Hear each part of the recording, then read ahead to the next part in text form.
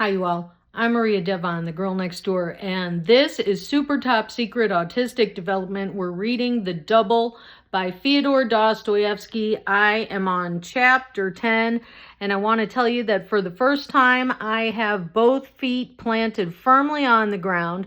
I put my left foot firmly on the ground in chapter 9, and now after reading chapter 10, I have my other foot firmly on the ground.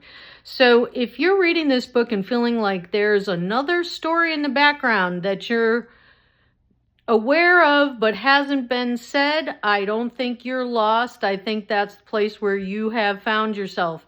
If you get the feeling that Yakov Petrovich is in an asylum or in some kind of hospital, in some kind of emergency room, and what's going on in his head doesn't match what's going on around him, you're not alone.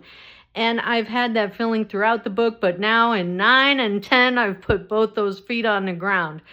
Throughout the entire thing, I have thought, every time I meet Andrei Filipovich, that that's some kind of emergency room doctor. That's some kind of ER doctor that disapproves, that he tried to kill himself.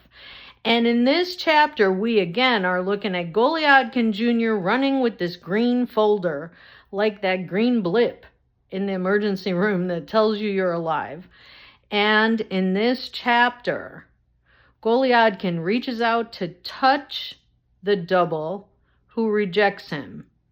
Now, I am moved by the entire idea to the point where I'm not saying, wow, you're so brilliant anymore. I'm moved to the point where I'm saying Golyadkin's perceptions as a schizophrenic are that far away that he's fantasizing while he's dying, and the other people in his own perception are calling him some kind of, insult to God and decent men. No one's a double like you. Well, if you're schizophrenic and reading the book, you have to say, well, I'm a little bit like you, except in these ways. And I don't know, I'm curious as to how the story is going to end, but once again, our Mr. Dostoevsky has planted us in a different place now than we were in the last chapter and the chapter before. Each chapter is like a new breath.